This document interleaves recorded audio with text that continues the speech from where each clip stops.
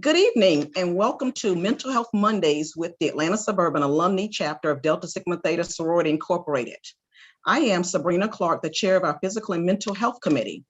This evening, we bring you the 6th of our 9-part mental health webinar series. Tonight, we will continue our discussion on toxic relationships with part 2 on the topic. As you may or may not know, there is tremendous stigma attached to anything mental health related, and unhealthy relationships can sometimes include physical and mental abuse that can be embarrassing to discuss or disclose. You may not be the only person suffering in silence, and we hope that tonight's session provides you some helpful resources and encouragement. Our mental health series lead, Sarah Nadia Barnett, will serve as our moderator for this evening. Dr. Nadia Barnett earned her PhD in counselor education and supervision and a master's degree in clinical mental health counseling. She has over 16 years of clinical experience in the areas of adult inpatient care, outpatient treatment, partial hospitalization, utilization review, assessment, and postmaster supervision.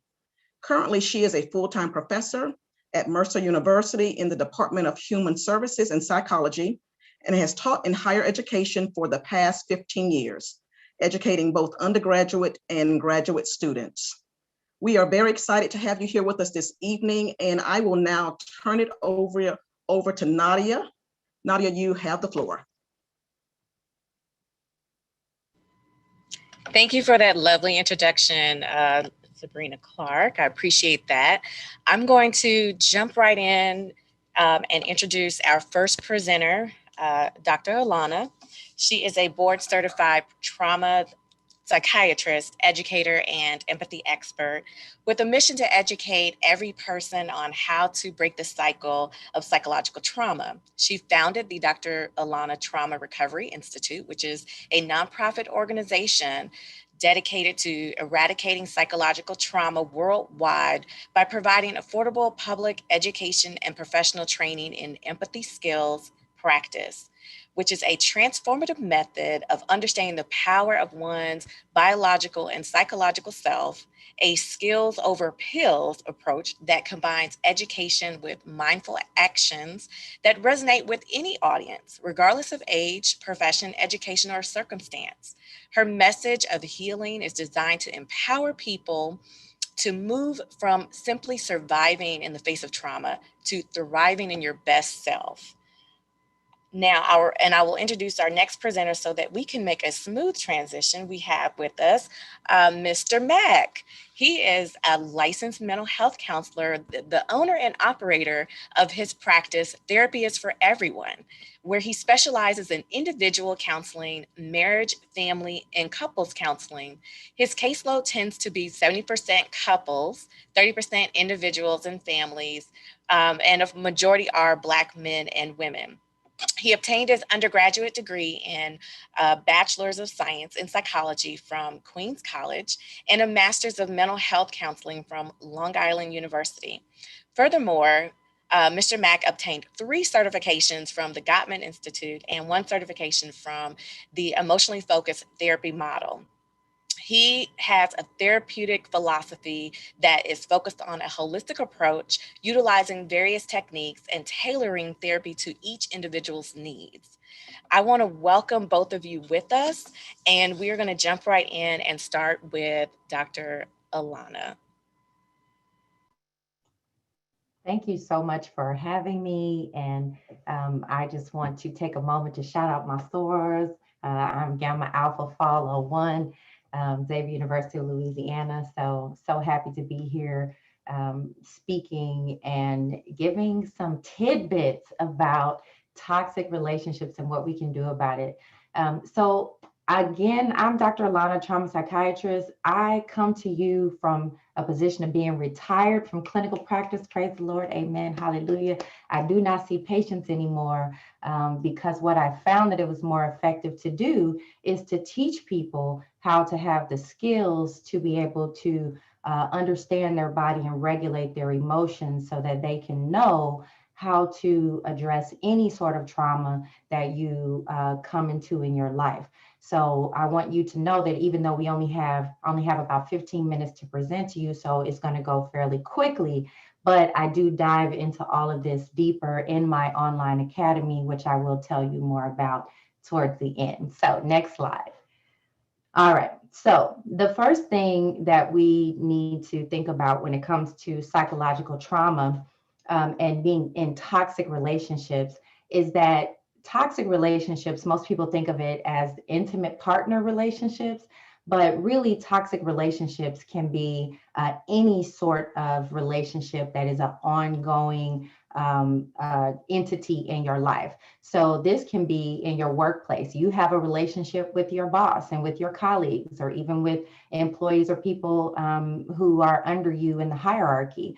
You may have toxic relationships with your family, with your siblings, your mother, father, sister, brother, cousin, grandma, auntie. Come on, y'all. Y'all know we've been talking a lot about Kirk Franklin and his moment that he had. So we'll come back to that a little bit. But the situation with Kirk Franklin and his son, that's toxic on both sides of the relationship. Something in that relationship has some toxicity. It can be a friend. Sometimes there are people that we've known for a really long time that have rode with us through a whole lot of mess in our life, but they act more as frenemies than friends. So even in your friendships that are platonic, there can be a lot of toxicity. And then you can have classmates, schoolmates, or other people that are associated with your education that may be toxic.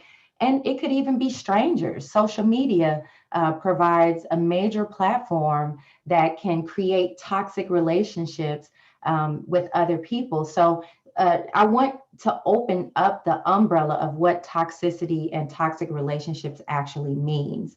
The other thing that I want to point out to you is that we have a tendency to see trauma as you have to have a bar way up here.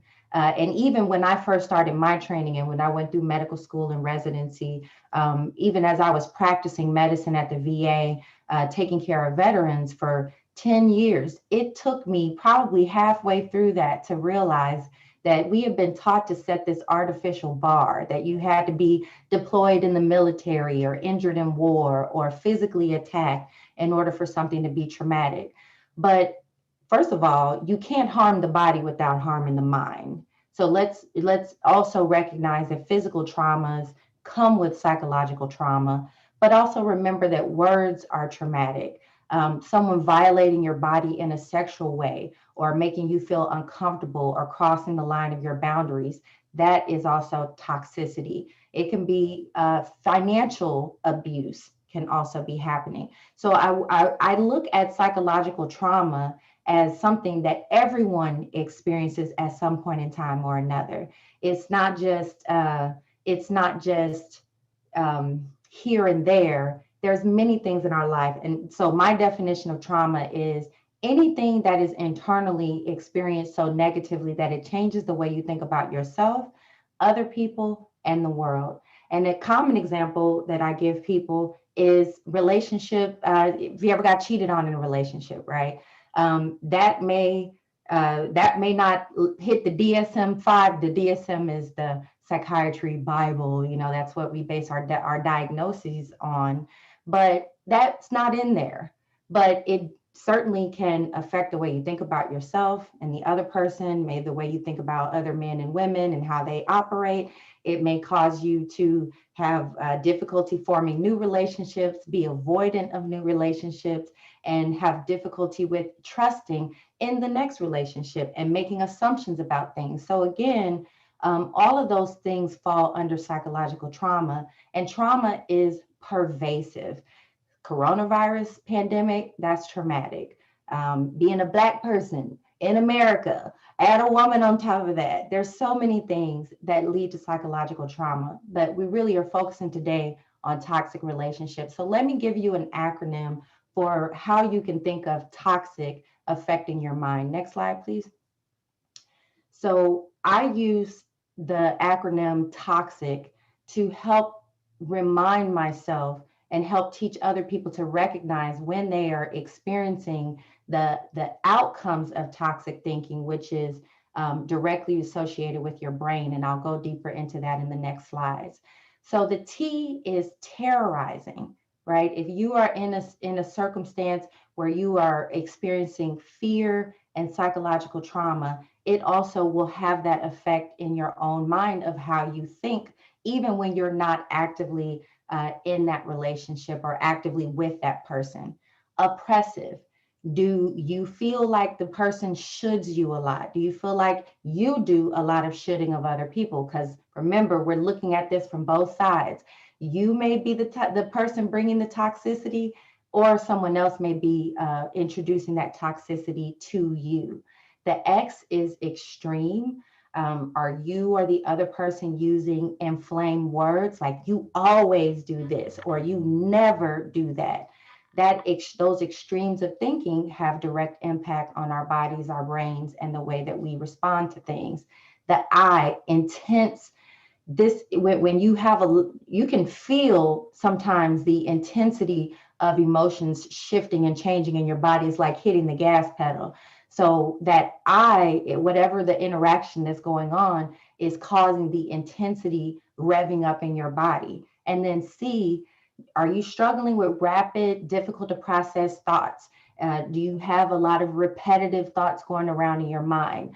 The basis of those things is really in our biology. So as a psychiatrist, the important thing that I found was that we're not taught enough about our brain and how our brain processes information so that we understand why we might be so drawn to these toxic relationships or these trauma cycles. Next slide. So some of the red flags, before we go into that, some of the red flags that we can use to identify whether or not we are even in toxic relationships. And let me actually reframe that, because you are in a toxic relationship with somebody, okay? You might be in a toxic relationship with you, and that might be the space that you have to do the work in. But understand that all of us, in part because of the way our society functions, have been taught a lot of misinformation about emotions and have been taught to ignore some very real invisible aspects of ourselves that often create relationships that might be full of love, but also full of dysfunction. And so these are some ways that you can help recognize. And I use the acronym SOAR. So S is if you're feeling suppressed. Are you feeling restrained from being able to be your full self? Are you feeling as if this relationship is keeping you from being able to get the promotion you want, or to go back to school and do the job that you want? Or do you feel like this relationship is causing you to have to deny aspects of yourself that are important to you? So are you feeling psychologically suppressed? The next part is O, oppressed. In relationships that are toxic, you're often subjected to harsh judgment and authoritative treatment. So where the other person may be controlling of your decisions or controlling of what you think, what they think you are supposed to do. And that, again, also keeping in mind that your relationship with yourself is important as well. Maybe you grew up in a household where there was a lot of you need to do this and you have to do that and you should be this and you should be that. You may have moved out of that immediate space, but you still have a mental programming that is affecting what you tell yourself about things. And that can make you harsh and judgmental in your own mind about yourself and how you do things. That might be criticizing your clothes, talking to yourself bad when something happens. Oh, you're so stupid. Ugh, why did you do that? That's so dumb. You can't do anything right. Those type of things are an example of feeling oppressed. Next, repressed. Are you having to avoid certain thoughts, avoid emotions, or even conversations that are important to have, but you find yourself drawing away from them because you don't feel physically safe or psychologically safe? And I want to make the distinction between the two, because a lot of times we might think about physical safety like, oh, well, they're not putting their hands on me, so, at least they're not doing that. But psychological safety is also important too. If I think that the person is going to yell at me or communicate in some other way that I experience as violent, I may know how to go back toe to toe with them, but it still doesn't make it safe for me to be my full self. So I may repress some of the things that I need to talk about or need to even process because I don't have emotionally safe space. And then next, E, emotionally exhausted. We all can be tired from riding an invisible emotional roller coaster. And in fact, we get very little education about our emotions. We're often told myths about them, like men don't have emotions, or women are overly emotional, or women shouldn't have emotions. And the only, we're all just angry. But under anyone's anger is a deeper hurt and deeper emotions that are caused by the circumstances that they're in and what they're telling themselves about those circumstances. Next slide. So I want to highlight real quick 6 primitive brain systems that are really important to get to know as it relates to toxic relationships and psychological trauma. Because the good news, what they didn't tell you, they should have done this in 3rd grade, 2nd grade, when they were teaching us about our elbow, our knee, and the other parts of our bodies. They should also begin to teach, look at me shooting our system. They need to teach us about our brain and how it processes information, because your beautiful, wonderful brain has lots of primitive parts. And 6 in particular are going to be important for you to know. So the first one is your reticular activating system, your RAS, RAS. If you advance it, it should pop up on the screen. Your RAS is a filter. It's the part of your brain that is funneling out information that's not important and bringing other things into your awareness. So your RAS is the part of your brain that, for example, if you decide you like a car and then all of a sudden that car starts popping up all over the road, that's your reticular activating system. Now that thing is important to you, boom, your mind will start seeing it a little bit of everywhere. This has to, a lot of things can be programmed into your RAS, your name. If you're in the airport and they call your city, boom, because your RAS is filtering the information for you. So none of us perceive reality as it actually is. All of us experience a filtered version. But guess what? Trauma in relationships also hones your RAS. So an example of how this could work is if you've ever been cheated on before, right? And then you caught the person, or there's issues and you're trying to be together, or even you break up and you're on to your next relationship. That text message at 11 o'clock at night is not just a text message anymore. Your RAS is like, hold on, what is that? Who you talking to? What's happening? And that may or may not be something that you should actually be concerned about. There may or may not be any transgression happening, but because the way your reticular activating system is programmed, your mind will hone into that experience and set off a cascade of other things in your primitive brain systems. For example, your amygdala, the next brain system that you need to know. Your amygdala is the part of your brain that creates your emotions. It's part of your limbic system. But your amygdala does not create emotions based on an objective reality. Your amygdala creates emotions based on what you tell yourself about what it is that you're experiencing. Let me say that again. Yeah. I don't know how many of you all have said, "Ooh, he makes me so mad. She made me feel so loved." Guess what? That's not how it works. Your amygdala will create the sensation proportional to what you are telling yourself about what you are experiencing. So every emotion that you feel, whether it's negative emotions like anger, fear, disgust, embarrassment, shame, guilt, or joy, happiness, love, all of those positive emotions, calmness, all of those emotions are produced by the amygdala, and it's running 24/7, never stops. Your brain is still operating even when you are asleep. So underneath all of your thought processes and your decision making are these powerful invisible emotions that you have not been taught to pay attention to, that are affecting the way you think, the way you speak, and the actions that you choose to take.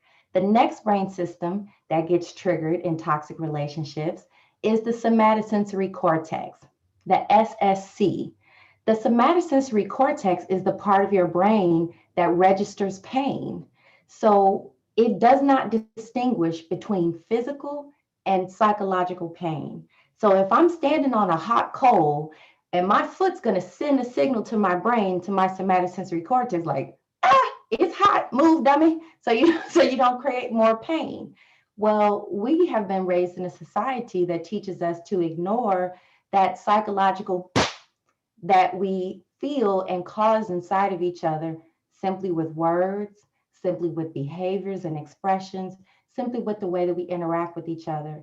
99% of psychological trauma is invisible. Nobody's touching your body, but something is happening outside of you that is creating it, whether it's the other person's behavior or whether it's what you're telling yourself about the other people's behavior that could cause actual pain signals inside of your body. It's not all in your head. If you pay attention, you can actually feel it. When somebody says something that's, kind of sideways, like the other day, my aunt was like, "Oh, that's a beautiful picture. You look like you gained weight, but it's a great picture." And I was like, but I felt that slap, right?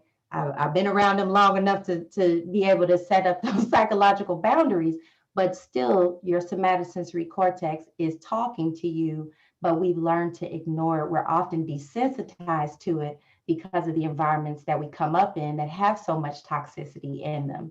The next brain system that you need to know is your brain reward system. This is a big one in traumatic and toxic relationships. Your brain reward system is your dopamine system. And your dopamine system is with you every day, all day. Every time you look at a commercial and you start salivating and you're like, "Oh, I don't know how this car just drove itself in this drive-through. I don't know how this ice cream got in my grocery basket." That's your brain reward system.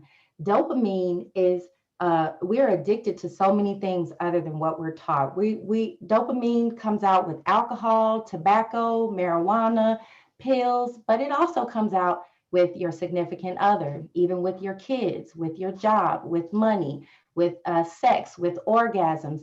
And other people can, even your job, your salary, it can be addictive. It can be driving that dopamine system. So understanding how many things pull us into our, and act as drugs for us is really important, because then you can begin to find the balance of how do I regulate my behavior.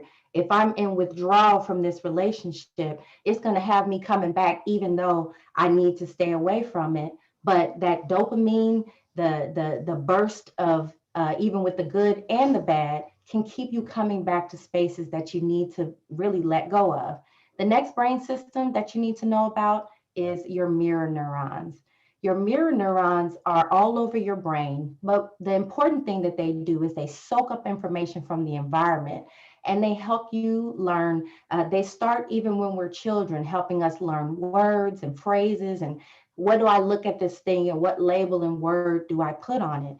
And that helps us understand the belief systems of the environment we're in, but it also helps to program the responses of the environment that we're in. One of our biggest challenges as parents sometimes is that we say, "Do what I say, not what I do." But the reality is, because of mirror neurons, we do what other people do. We do what we've seen, not what people say. We do what we've seen, not what we say. So this could be where you might have grown up in a toxic environment and said, "I'll never fight and argue and do all that silly stuff that my grandparents, my parents did, or whatever else."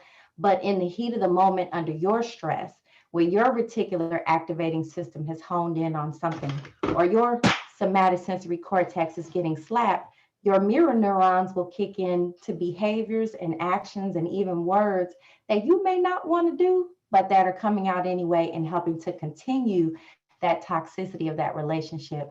And last but not least, your biochemical matrix is the part of your body. It's my junk term for cortisol, your stress hormone, adrenaline that kicks in when you're upset, testosterone, estrogen, dopamine, serotonin. We all have a bunch of chemicals that fly around in our body and they expand the emotions that we feel and they extend our experience of those emotions as well. So all of these things pressed down, shaken together, are how our toxic behaviors can continue to come out over and over again in cycles until we learn how to use the most evolved part of our brain. Next slide. So your prefrontal cortex, this part, tap your forehead, wake it up. This is your prefrontal cortex. Knock, knock. Who's there? Prefrontal cortex. Your prefrontal cortex is the most evolved part of your brain. It's the CEO of any human being. It's the part of us that makes long-term and short-term plan and helps plot a course. It thinks about things in terms of probability, not just possibility, because that's your primitive brain will respond on possibility. But your prefrontal cortex can think statistically, logically. It can help you make a plan. It's your CEO.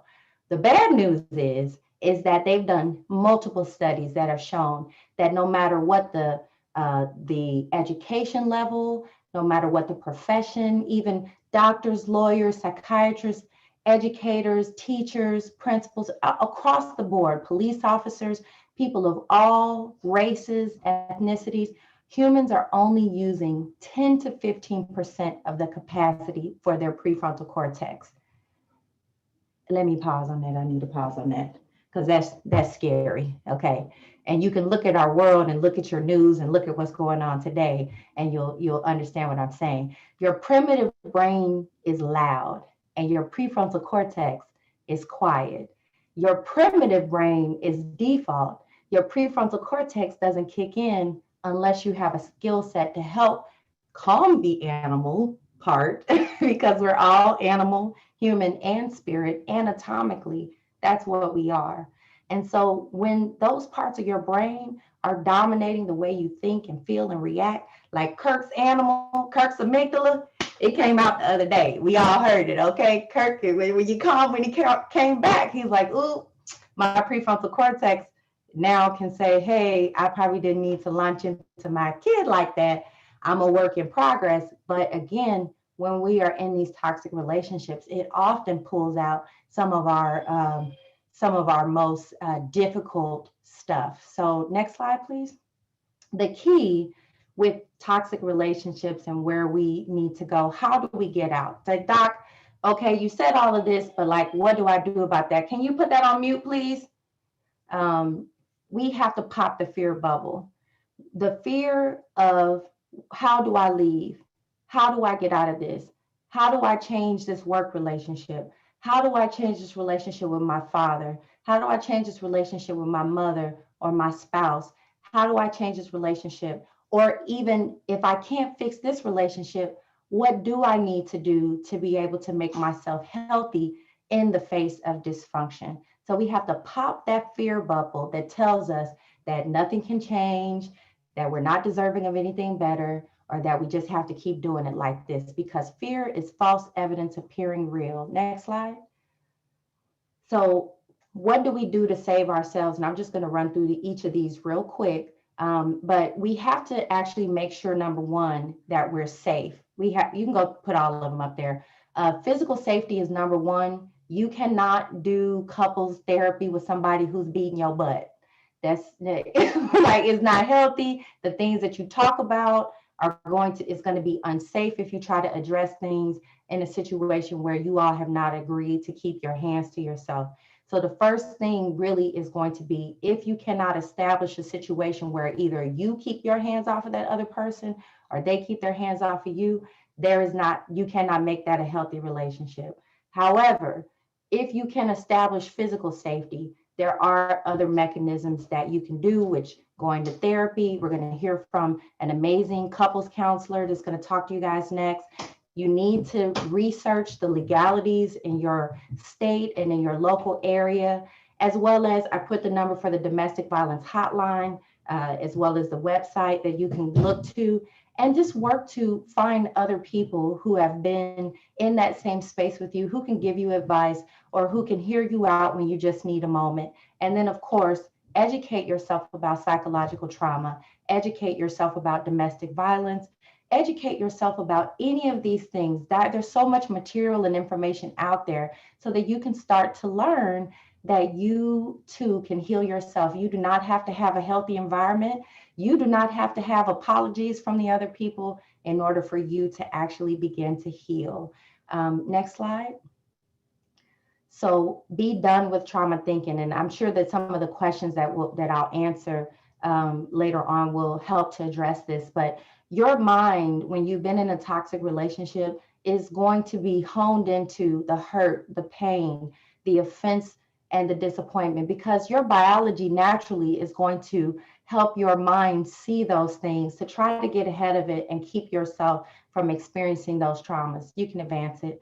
But what I want you to know is that there is a way to heal, because even though those things have happened, even though those things are actually still going to be painful, you also can focus on finding new meaning for the things that you've been through, a new story to tell yourself about what this relationship means for you. So an example that I just dealt with recently is a young lady who felt like because she never had a healthy relationship with her mother, that she could not have healthy relationships with women. And that was costing her in her friendships. It was costing her in other relationships that she had, in work relationships. And she had to challenge herself of how she could take off the trauma lenses and recognize that every person who was like her mother or in a mother figure was not out to harm her as her mother was. And that allowed her to have some healing about how she progressed into her relationships with other people. Next slide.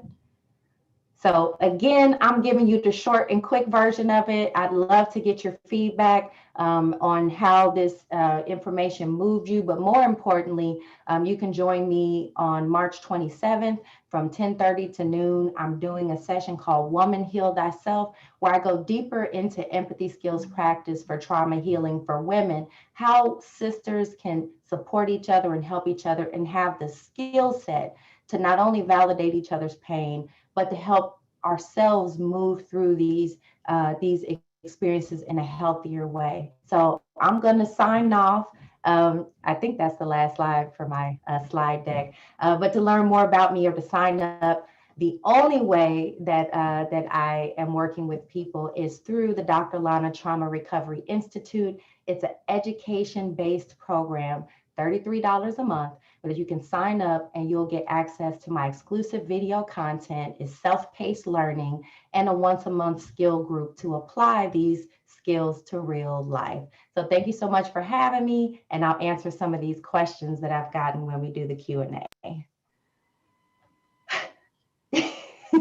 Thank you so much, Dr. Alana. And we're going to go ahead and just transition right to Mr. Mack. And you should be able to share your screen.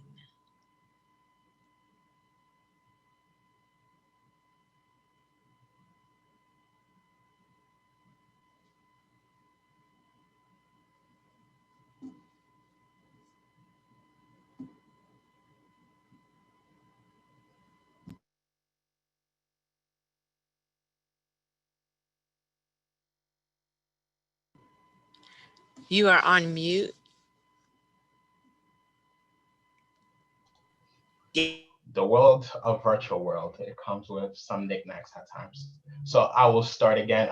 Thank you everyone for joining us, and thank you for having me. Thank you to Dr. Alana for doing such a great presentation. I have a few questions that I'm going to add to the chat myself, just because I am a quest of knowledge. So with that being said, I am presenting how to identify a toxic relationship using an evidence-based approach. So the goals of my presentation is to recognize the sign of toxicity, identify the root cause, and also learn the evidence. I will be speaking from the research that has been done, as well as the data that has been published in the past few years. The first thing is negative override. If you think back to your first encounter or your first date or your wedding day, at that time period, when you go back to your memory bank, you should only be thinking of all the positive things that happens on those days. However, when you are experiencing a toxic relationship, these fun and positive memories transform into negative memories. So if, for example, if I ask you, what was your first date like? And you're telling me how your partner showed up late, how you guys got the wrong food, how the food did not taste well, you are only focusing on the negative standpoint of that first date as opposed to the positivity. This tells me that your relationship no longer possess a culture of appreciation. It presents a culture of criticism and a culture of toxicity. And the same can be said for first encounter and wedding day as well.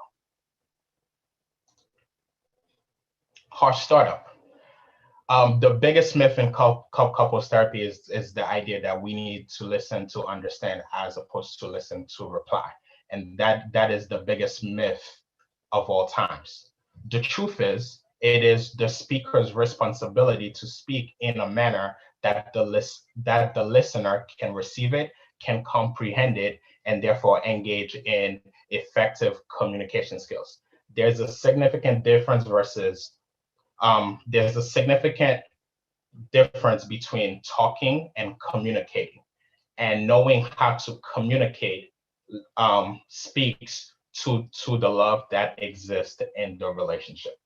94% of the time, the way you start a conversation is exactly how it's going to end. So if you start by criticizing your partner, more than likely, this conversation is going to end negatively and no solution will be reached, therefore creating a space of toxicity. The three deadly words. These three words you should never use when you are in an argument. The words are you, never, and always. You never do this, you always do this, you did this, you did that. These three words are the deadly terms. The minute you present with them, you are criticizing and you are not blaming. And it also allows your partner to go into defensive mode. You never take me out. Well, by last year, I took you out. You never do the dishes. Well, last week I did it, so I'm not sure what you're talking about. So by approaching with those three terms, you're not going to have a conversation. You're just going to have a conflict. Couples argue about the same thing 85% of the time. The key is to localize instead of globalize. By localize, I mean having one conversation, reaching a solution for that before going on to the next topic.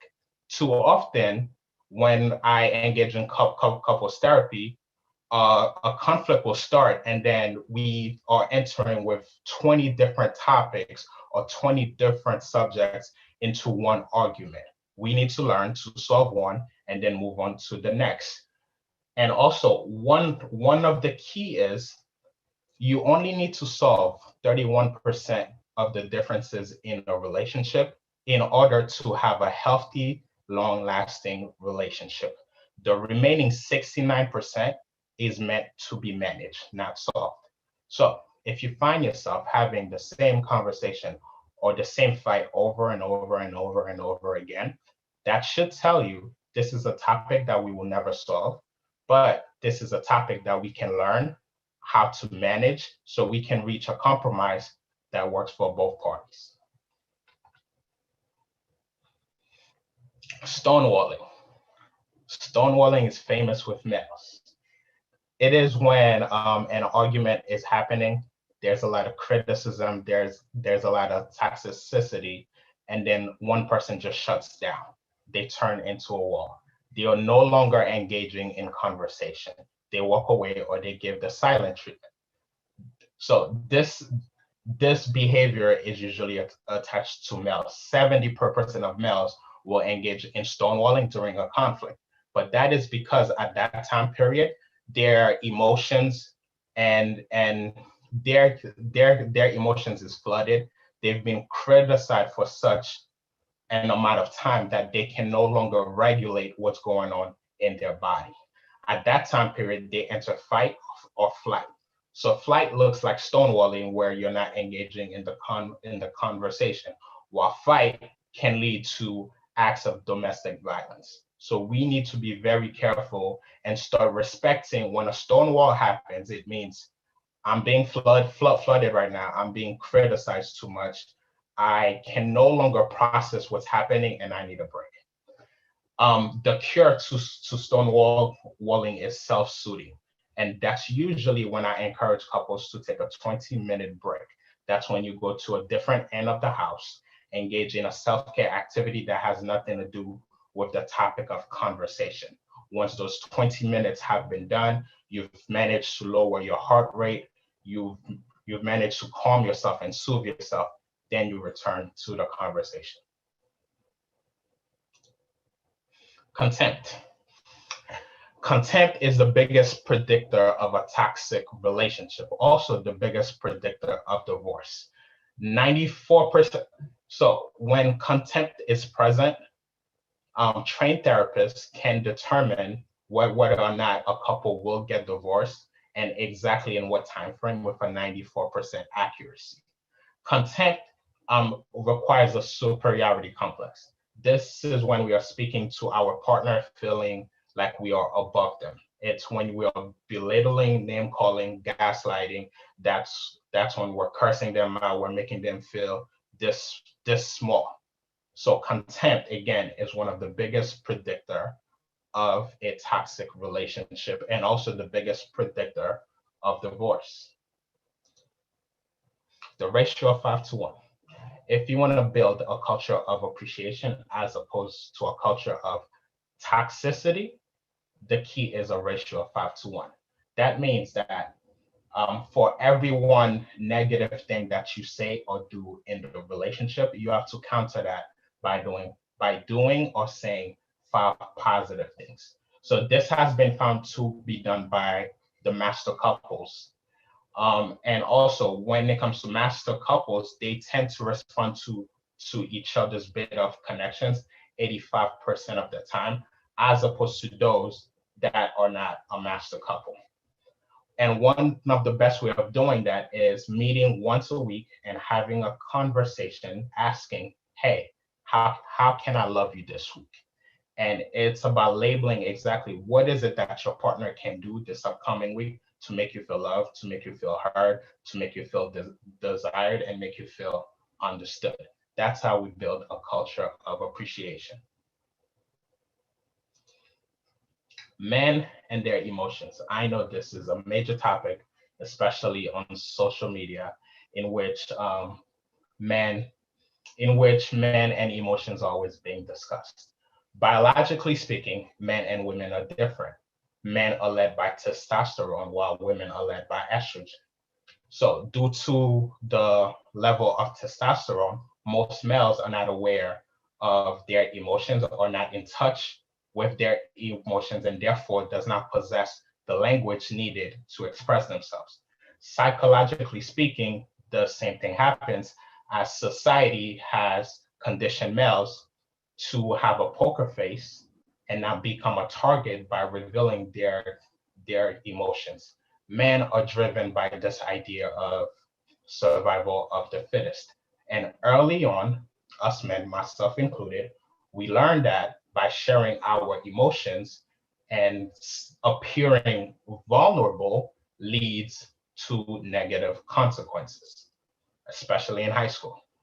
So now when men get into relationships, they are being asked to unlearn that whole process that they've been conditioned for the past 20 something years and to now start engaging in a different manner. A lot of males do not express their emotions and their feelings because they do not have the language needed to do so. And they were never taught to identify their emotions apart from anger, sadness, and happiness. Cheating. Cheating is one of the biggest component when it comes to males and their emotions. According to the research of Dr. John Gottman, 70% of men and women that cheat do not cheat because they desire physical intimacy, but they cheat because there's an emotional need that was not being met in the relationship.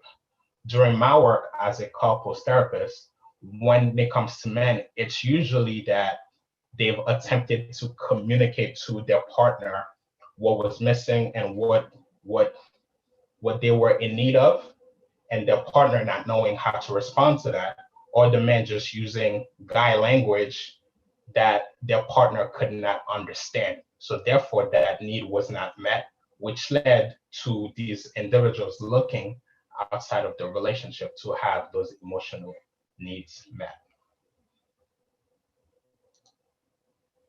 And that would be all for me.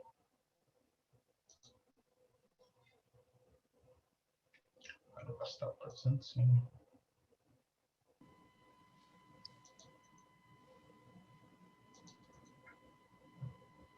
Thank you very much for your presentation. We are so excited to jump right into questions. And so this question can be for either Dr. Alana or Mr. Mack. The question is, due to trauma, we may portray certain behaviors that cause us to not make the best decisions or perceive reality for what it truly is. Okay. How do we analyze if we are the individuals that are toxic versus believing that it's someone else? I'm gonna let him go first on that one. So if I'm being honest, I would say that we are all toxic, meaning that we all engage in toxic behaviors. I myself, being a couples therapist and being a master communicator, there has been time within my relationship with my wife where I will not communicate properly. So therefore, I engage in a toxic behavior. However, partaking in toxic behavior does not make me a toxic man or a toxic woman or a toxic individual.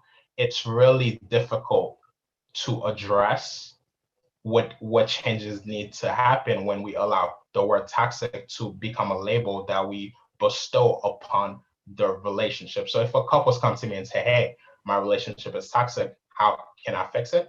I have no answers for you. But if you say, hey, we have a pattern of engaging in toxic communication skills, then I know exactly what I need to pinpoint and what I need to address to shift the standard in your relationship. Yes, I completely agree with that. And I think that that's one of the things that we have to remember is that you can't swim in water and not get wet. And we are swimming in an environment of toxicity in this country, in this world right now. And so we've soaked up a lot of thought processes and behaviors and perceptions of each other that are inherently going to create times where we harm each other. And so anytime I've ever been in working with couples, it's always funny to me. They'll come in and one of them will go, well, he is doing this and she is doing that. And I'll be like, okay, well, this tells me where to start, right? Because communication requires words to be formed in my mind and to go across space and then to be interpreted in the other person's mind. And at all times, we are having the exact same experience, but yet perceiving it differently. Your brain is referencing different memories. My brain is referencing different definitions for words. So even when you think that you're having the exact same conversation, the other person is perceiving those words differently. Remember, I talked about those filters and all that biology that's going on inside of the other person, that not only did you didn't know it until today, right? So not only were you not taught about your animal that's revving up inside of you, but there's been a ignoring and a unnaming of that stuff going on in that other person. And when those emotions rev up, when you hit that toxic, we talked about terrorizing, oppressive, extreme, intense, chaotic thought processes and sensations inside of us, that can result in toxic behavior. And so it's not about is one or the other person doing something. I guarantee you, while you're wanting the other person to stop doing something, you are doing things to them that they experience as harmful or hurtful, but guess what? You're not in their body. So when you say that little thing, just, that throw that little jab, yeah, look at you, da, da, da, da, da, right? You don't feel that. So you may have no idea. And we're taught to be desensitized, stoic. We deal with so much shit on a regular basis. Excuse me. You understand what I'm saying? We deal with so much stuff that it's almost like you can, especially if you come up out of an environment, like we only a few generations outside of slavery, y'all. Folks been talking crazy to each other for a long time. We're just getting to a point where we're learning how damaging it can be for somebody to, make a little, even if somebody's not cursing you. So like, let's talk about curse words real quick. Okay. Curse words, I'm sorry, I hate to break it to people, they're cultural. There's Jesus wasn't sitting around thousands of years ago making up a list of words of what was going to be the wrong thing to say in a language and a religion that didn't exist years ago. They are based on the empowered belief system of the time, and those words then are given meaning that if we're taught to think of them as offensive or damaging, then we'll respond to them as offensive and damaging. Some of the same sounds that are curse words in one language mean something totally different in another one, sometimes even in the same language, even in different dialects or different regions. So understanding that cursing, somebody didn't have to be cursing you to be talking to you in a way that could be damaging, and you don't have to be cursing them to be talking in a way that's damaging.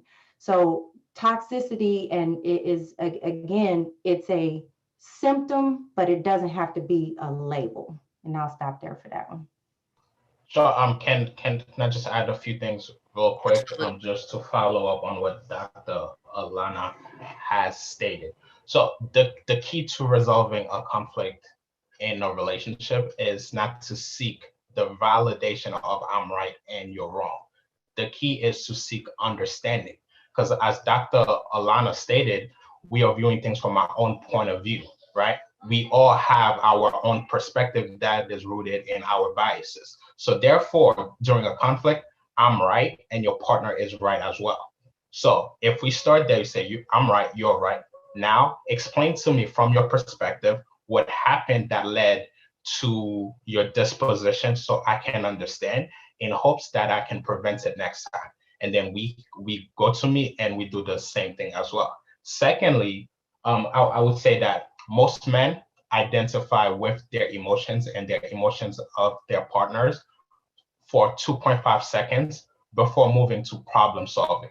Us males, we have been conditioned to solve things. We are not comfortable when our partners come to us feeling negative emotions such as sadness or overwhelm or things like that, because that's uncomfortable for us, because we're never taught that ourselves it's okay to feel like that.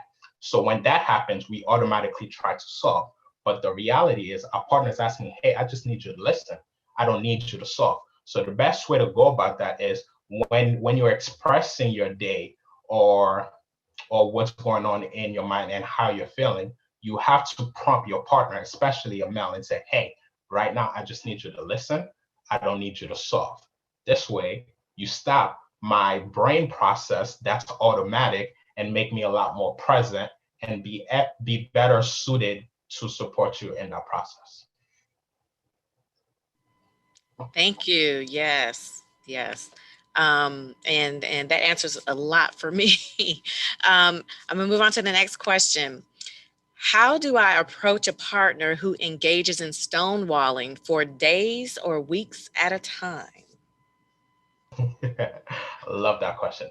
So I always say, play offense, don't play defense. How do I want to go about this? So on average, couples wait 6 years too late before engaging in couples therapy. And that directly translates to this question. You should be having these conversations prior to these behaviors happening. Meaning, hey, when we get into an argument and we don't see eye to eye, it's not okay to go two to 3 days without talking to me. How can we create an acceptable time frame in which you can let me know that we're okay and that you still love me and want to be with me, even though you are taking your personal space to process the fight that just happened? Play offense, don't play defense. Thank you very much. All right, next question.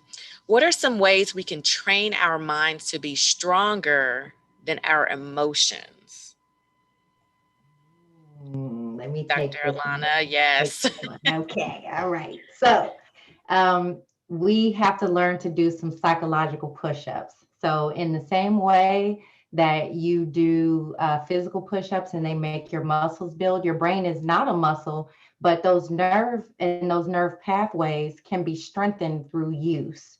So literally what I'm saying is that your primitive brain is very strong, is very loud, and you have to actually work to have the skill set to develop your prefrontal cortex's ability to talk for you and not your animal, that's ready to go off, or that's shutting down in overwhelm mode, stonewalling, or whatever else, however we want to call it. Still, for me, biologically, that boils down to I think one of the things we need to do is embrace our emotions. Okay, so we've been taught to ignore them. We've been taught that we shouldn't have them. We've been taught that they're bad. It's bad to feel. It's weak to cry. I mean, I could come up with all kinds of emotional myths, but emotions are actually the language of the soul. Emotions are actually built in biologically, and they're a communication system that is important because no matter what era, we got thousands of years now, millions of years of humanity on earth, but thousands of years of civilization. And yet every human being, no matter where they live, what language they speak, what culture they're from, we're all one race, by the way. Scientifically and biologically, there are not multiple races. There's one human race. Our brains are all designed the same way, and we all feel happy, sad, angry, embarrassed, disgusted, jealous. And when you have been taught to ignore those invisible signals or to move past them or to be uncomfortable with them, you are missing a huge part of the actual reality that is present to be viewed. Now, mind you, we're in a society that didn't want to empathize. That's empathy, okay? Being able to appreciate the full experience of the other person, not just being in their shoes, but being in their mind, in their body, in their perspective, and able to treat their version of reality just as real as yours. And that component of it with emotions, you actually have to do psychological push-ups to be able to recognize the emotions that you and the other person are feeling. Because y'all, when this amygdala go off, this puppy right here, that little bitty piece of your brain, that's the fussing, the cussing, the yelling, the door slamming, the walking out the door, the shutting down, the we not talking for weeks or days or whatever else. If that's where you are, that's because that amygdala and the input from it is so much overshadowing your ability to actually say, these words could possibly improve or heal this situation. These behaviors, if I can hug this person instead of hit them, they may want to stay with me. But if my amygdala wants to, choke them because I'm scared they're going to leave me. But what will create the outcome that you want is not going to be the primitive version of what you're doing. You have to actually be aware of the emotions that are underneath. And I tell people to look at emotions like a tree. The anger is the leaves. We got all of this anger, right? You can probably off the top of your head name 15 anger words: irritable, mad, pissed, raging, wrath, frustrated, criticism. But the underneath those leaves is all those branches: disgust, embarrassment, shame, pain, fear, all going down into the trunk, which is fear. Okay. And then the root is love. So even in the most dysfunctional of relationships, there is love. People are functioning off of love. Even when you look at somebody, you just a devil, just evil as you want to be. In that person, they may love that person, but have so much dysfunctional programming in how you express love to other people that they're controlling or that they're oppressive or that they're doing all those things that make you sore that we talked about earlier. So I'll stop there. I think that hit it. That was excellent. I'm trying to see how can I follow that and not repeat everything you have said, but I would just say Emotions are natural process or product of being a human. However, it is your responsibility to learn how to convey and how to translate those emotions into positive behaviors and positive words. And again, it requires knowledge. We must first learn how to communicate, how to behave, how to deepen friendship, how to create that culture of appreciation. And once we have the knowledge, then we must practice those skills in hopes that we can eventually master them.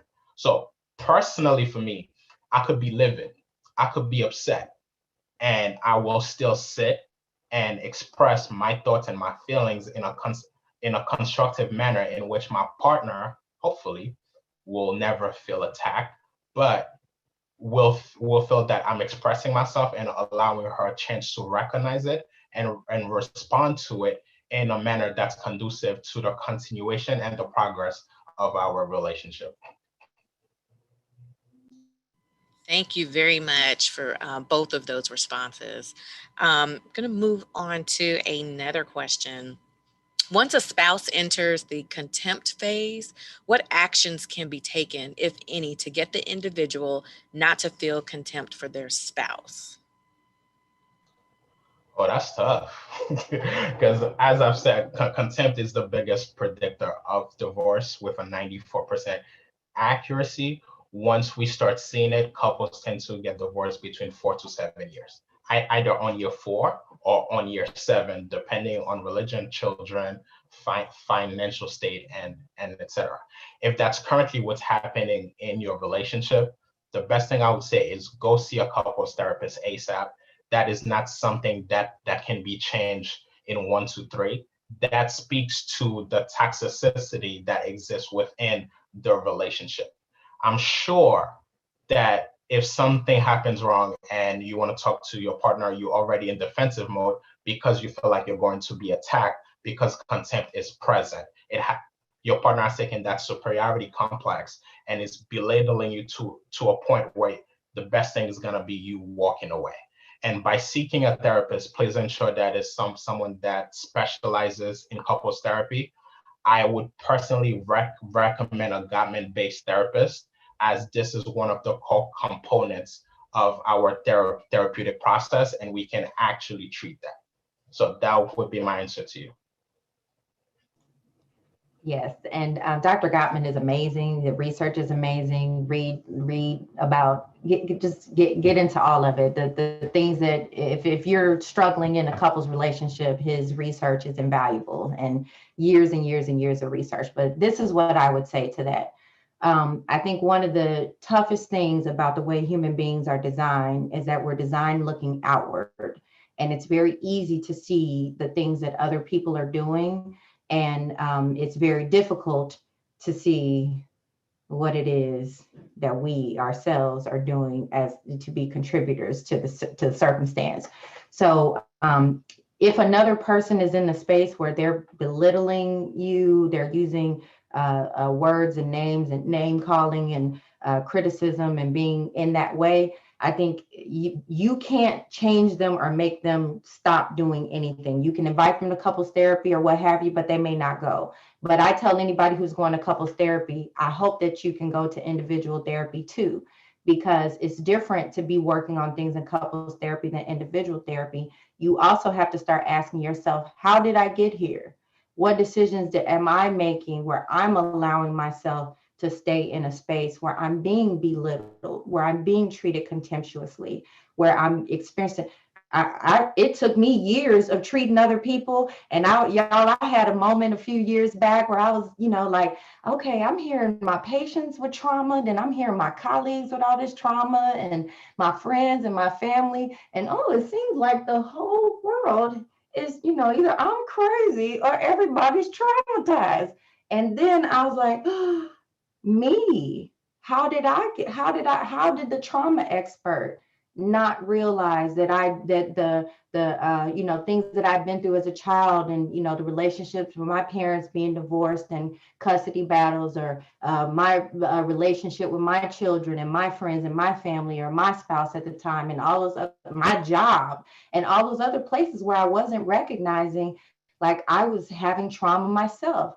And I started to step back and recognize like some of how I got here was because I had soaked up trauma and soaked up patterns of thinking and behavior that made me unaware that I was even putting myself in a situation that I deserve better, and starting to set boundaries, to stand my ground, to put myself first.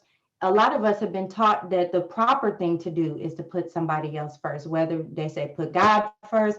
I agree, but God is in here, right? This is your temple. This is where you are.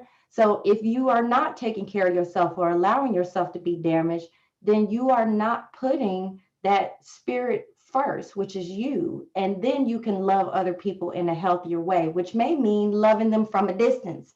Like that might mean I'ma love you from over here. Like you don't have to hate a person to be able. Sometimes we use hate to power us away from those relationships that are unhealthy. But at the core of it, again, is still love. So I would say work on yourself. Work on yourself. You are the only thing you have control over. There is a reason that you're in any and every circumstance that you're in. And even if it's hard, even if you'll go through emotional or psychological withdrawal from that person or that job or that situation, you can set boundaries. You can recognize that you deserve better. Anyone can say that, and you can start talking to yourself in a way that begins to heal you. And then if that other person doesn't follow that example, then it becomes clear what to do. Now, thank you very much. Our next question, we have 4 more questions, but our next question is related to attraction. So I'm attracted to, the man that wants to tell me what to do, the man that wants to be in control of everything, or vice versa, the woman that's in control. I find that attractive, to be controlled, or I'm thinking that they love me so much that they want to take care of all aspects as it relates to my well-being in life. But the relationship never works out for my best interest. What can I do if I find those things attractive? That's what I search for. So I think it's good that you're asking yourself the question in the first place, because many times you're attracted to what's familiar to you. You're attracted to what you know. So if you grew up in an environment where love was displayed, hey, come over here, you big dummy, those kind of things, that's how people talk to each other, then that's what's going to hit your love button. That's what's going to touch your, what is going to feel familiar to you, and you'll be drawn to it. We talked about that reticular activating system, right? So I want you to also recognize that your biology is always at play here, and is always your addiction to whatever drama you're used to will come out in what relationship you're drawn to, and the energy that you put out, the thought process that you put out will bring those people to you in your life. So your thoughts are productive inside of you, but they're also productive outside of you in terms of what they bring to you and who you're attracted to and how you're drawn to that. So you have to look at, like, how did the people in my life love each other? What ways did they demonstrate love where they might have directly told me something, but more often we're soaking up the indirect messages of the environment, that this is how a person loves you. And this is what the passion, right? If it ain't drama, if he ain't gonna fight for me, if she ain't stalking me, she don't love me, like it's so many times where if we're not having those roller coasters in our relationship, we feel like that person is not caring for us enough. But you may have been conditioned to a dysfunctional and unhealthy type of being loved. And that will cause you to, that person that you got, I got to work extra hard for his attention. I got to text her 5 times before she texts back. And I'm telling you, that roller coaster is addictive. Like the way your body works is that anything that causes you, like the more addictive a drug is, it causes you to higher extreme. So the healthy relationship, they may give you a little bit of positive stars, but they get on your nerves sometimes. But the person who gives you those same positive stars when they're doing those good things for you, but they take you way down to the negative where you about fighting and keying somebody's car, that's actually more addictive, because your body likes extremes. That's kind of how the human body works. We like to, get it in, and then we develop tolerance for the behavior. So again, it still goes back to self-work. How do I work on this in here and break myself of the patterns that, even though they're familiar to me, I can recognize that they're not getting me the results that I want. Yes, so she got it 100% correct. There's no such thing as attraction. There's no such thing as chemistry. It's all about who and what is familiar to you. Now, how to go from that and switch it into someone where the healthy relationships and the healthy patterns becomes what is the most desirable is by putting ourselves in places and around people that exhibit the behaviors that we want. We have to make a conscious choice to make healthy patterns become our what's familiar to us and move ourselves away from the toxic tendencies that we tend to be attracted to. Thank you. Thank you. Moving right along to our next question. So in reference to playing the offense, Mr. Mack, at what point do you stop playing offense, or do you just continue to play offense with someone that's going to continue to stonewall or continue to ignore whatever the issue is because you're playing offense? Beautiful question.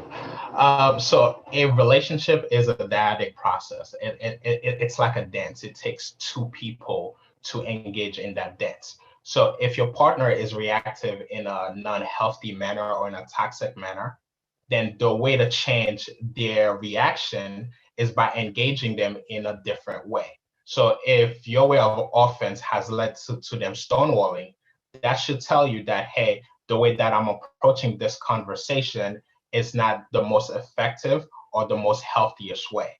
So again, a lot of people feel that for couples therapy to work, both partners need to be present. Again, that's a myth.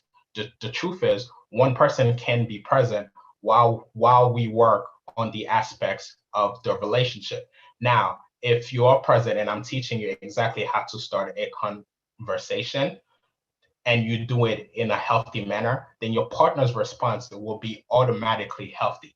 Again, 94% of the time, the way a conversation starts is exactly how it ends. If he's stonewalling as in response to you, that means that you're starting the conversation in a negative manner. If you start in a positive manner, 94% of the time, it will lead to a positive outcome.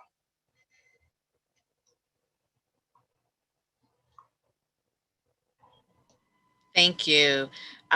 Two more questions. I'm going to combine in reference to what, are there ways that a person, or would you recommend someone begin self-treating their trauma prior to seeking professional help? And how can one develop master communication skills? So I firmly believe that people can self-treat their traumas, but I also believe strongly in professional help. So one thing that I'll say, people go, well, Dr. Lana, when do I need to see a therapist? I'm like, now. When should I start seeing a therapist? Now's a great time. When should I go to couples therapy? How about now? I think that we all have more work that we can do in approaching each other and ourselves in a healthier way. And there's literally not enough mental health practitioners out there to address all of the trauma that's going on right now in our society. It's just not even enough trained professionals to do that. So certainly having someone who's trained, who can be objective, who can hear you out, and you can bounce things off of, and that can give you feedback from a skilled standpoint and help you see and hear yourself more clearly is going to be useful. So therapists to do talk therapy, and a psychiatrist, especially if it's a condition that is severe enough that it may need medications or may need some other support while you're working towards the goal. But what I teach about trauma is self-healing, because number one, nobody can run your mouth for you. You're the only person that has control over that. Your brain, what you say, what comes out of your body, your facial expressions, your posture, those are things that only you have full control over. And so starting to learn and understand, number one, about your biology, how powerful it is. We get we have advanced technology around us, so we think that humans are advanced, but we're a young species. And we get crappy education about our emotions, our mental health, our brain biology, and even that our interpretation of the world is not reality. We treat our feelings as if they're fact versus being able to pop that bubble and separate. Like, just because I feel a certain way about something does not mean that that is the only way to look at it. And then doing an intentional search within yourself about, okay, what am I telling myself? Because I'll tell you, the human brain, body, this thing right here that you're sitting in, every single one of us, advanced technology, superhero level shit. I'm telling you, it is. I promise. Because what you believe about something is going to be operative in your life. And you get enough people who believe that same thing, it becomes operative in the world. We're still in 2003, the Human Genome Project proved that humans are 99.9% genetically the same. Every single one of us, 99.9%. So out of 6 billion with a B pieces of DNA, 0.1% of those are actually what make the difference between me, you, and anybody else. But we're taught to think, oh, I look at this person, I see Black. I look at that person, I see white. I look at that person, I see Native American and Asian. It's all one race with a bunch of different ethnicities, a bunch of different cultures, a bunch of different languages that have developed as we spread out from the land that we now call Africa to populate the rest of the world. But we still have this primitive thought process that is believed by so many that it is now something that we manifest as a reality because of how we think. And in the same way, your traumatic experiences shape how you think and how you respond to things in the now, even though it's past stuff that you think you're not thinking about. I don't have to go back to that stuff. It didn't affect me. I don't have mommy issues. I don't have daddy issues. And incorrect. All of us have some things that are in us that we need to work on. So again, it goes back to working on yourself and developing a awareness of, ooh, I'm really angry right now. I want to slam my fist on the table. I want to tell this person off. I want to do this, that, or the other. Like, hold on, I got to put my body in neutral. And I need to think about, what am I thinking about? What am I telling myself about this situation? How am I saying something to myself that has me stuck from advancing? And then, do I believe that? Do I have to choose to empower that belief? Or can I shift it from a primitive, negative, stuck, traumatic, terrorizing, shitty way of thinking? Or can I, be done with trauma thinking, be descriptive, objective, non-judgmental, effective? Can I activate my prefrontal cortex and make a different decision about how I go about doing whatever it is that I do? I'll stop there. Thank you very much. Mr. Mack, did you have any final words? We have addressed all of our questions. Any final words from you or from Dr. Alana before we transition to our closing remarks? Yes, I would say that my final word would be, did your relationship fail, or did you fail to make your relationship work? Again, we have the power to ensure that our relationship work by engaging in the work and by gaining the necessary knowledge. We also need to be mindful of professors versus performers. Due to the world of social media, there is a lot of individuals claiming to be able to do this work based on their perspective that is rooted in bias and their personal experiences, and they're selling their story as gospel. That is leading to a greater cycle of trauma. Be very careful and ensure that you're engaging with those that have studied the work, that have mastered the work, that specializes in the work. Stop engaging with those that's just giving language to what you're already feeling, and start looking for the medicine, not the tea. Yes. High five on that answer, my friend. Got you, girl. I don't even remember the dude's name, but if one more person asks me, what do you think about him? I'm like, Steve, somebody, whatever. Like, no, y'all, just because somebody says some things that hit on some societal truths doesn't mean that that person is giving healthy, transformative, empathetic advice that can help you move forward. Sometimes people get it, not sometimes, many times we're addicted to the trauma. I call it the trauma drama addiction. And when somebody is coming with it, it's like, ooh, ow, ooh, they just slapping these people with the truth. But that's not why do we accept trauma from people? Accepting trauma from folks trying to heal, that's not healthy. So choose wisely. I agree. Thank you, brother. Thank you both so much. I'm going to introduce our illustrious chapter president, LaShondra Little, to provide our closing remarks. Well, thank you all so much for joining us tonight as we discuss toxic relationships.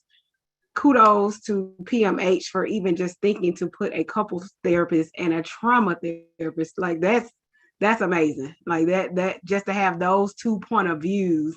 And I just know one key thing, even I have to remind myself, not even just in my, like not in just in a relationship, like a partner, lover type situation, but just in general, when building relationships with people, that listen to understand and not listen to respond, that is a key piece, because oftentimes we can always, and I this is me for sure all day, and I know. And so that sometimes I have to make sure I'm like, let me just listen to what they're saying before I already put my thoughts together as to how I'm going to respond. And so you all have shared some great information. I want to remind those who, if this was your first time joining us tonight on our mental health series, we have a recording of each one of these on our Facebook and YouTube page, ASAC DST, that's ASAC DST, on Twitter, Instagram, Facebook, YouTube. You can find, and that's our website. You can find all of our channels, and you can go back and watch all of our series that we have done. As we know, during this pandemic, mental health has been something that is really a pressing issue. And of course, we do know this is something that is not talked about in the Black community. And so our Physical and Mental Health Committee decided that we wanted to tackle this topic this sorority year and really cut out all the myths and really have some real conversations as it relates to mental health in the Black community and what we need to do, and knowing that, yes, we have Jesus, but therapy is okay. And so just being able to understand those concepts and really put the information out there. And so I encourage you all to join us next month, as next month we will be talking about caregiving. And on the screen, we try to make sure that we can continue to bring you these and bring any improvements that we may need. And so you have the QR code on the screen. I think the jot form was placed in our chat. If you all put your phones up to the QR code or go to this jot form, it's the evaluation for tonight. We definitely would love to have your feedback. So please make sure you submit that for us.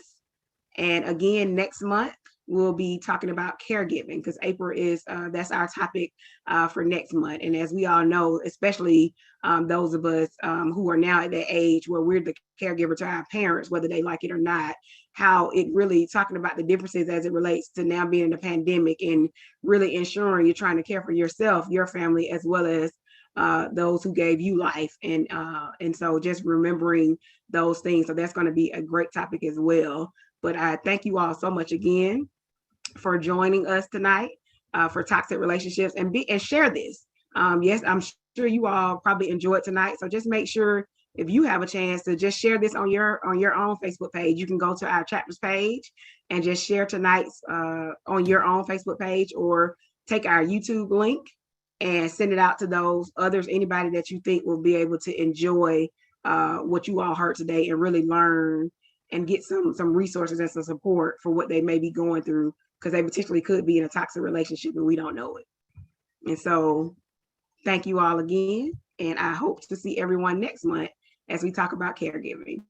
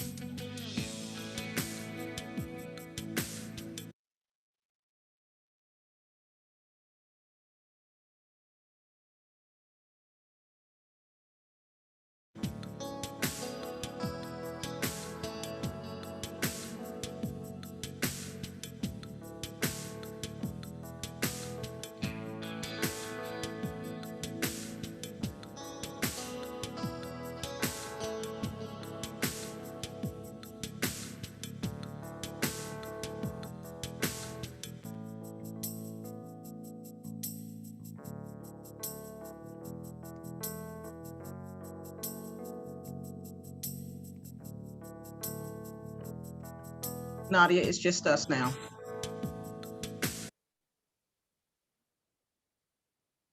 Okay, great. Thank you both so much. You This guys has did been, a phenomenal job. Phenomenal. yes, this has been so informative. Y'all, it's still live. Hold on. Still live on Facebook.